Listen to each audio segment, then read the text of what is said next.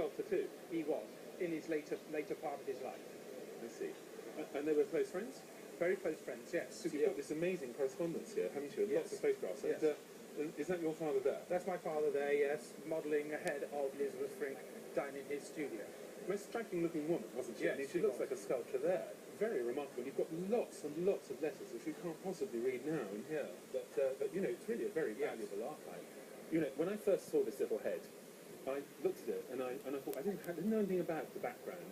I don't think I've ever seen this before. Never. No. It's not recorded. No, it's not. I No. don't think it is. It's not. And also, it lacks this very sharp-cut definition that the larger heads have. Yes. You see that? Yeah. And one wonders why a maquette like that would be cast in bronze, but it's so tactile and handleable. Yeah. It's a remarkable thing, and it's clearly signed Frink there. And with this provenance, we can have no doubt about it. So that, I think, could be a very early idea for the goggle heads. Yes, I think it's the original one before she sort of changed the style to the picture that she's got. Well, that makes it rather an exciting find, Yes. I have to say. Yeah. Anyway, moving on, we've got this marvellous boar. Love that.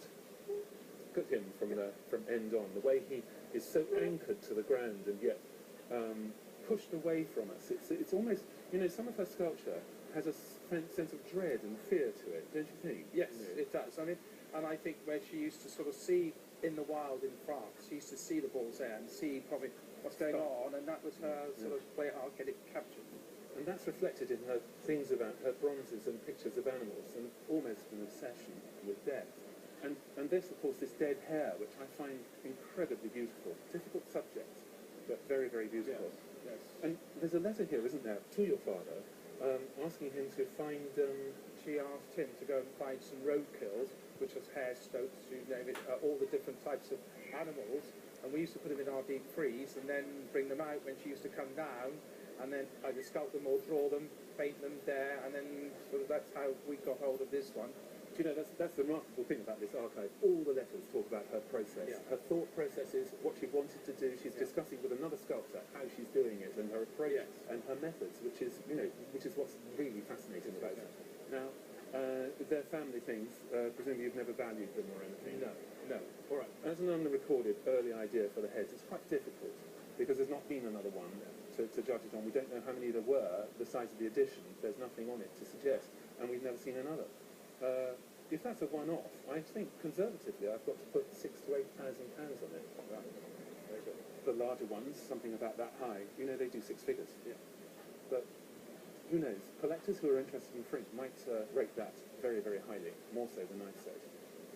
It's not an international market so much, really. There's the British who like this very, very British artist. Yeah. What about this?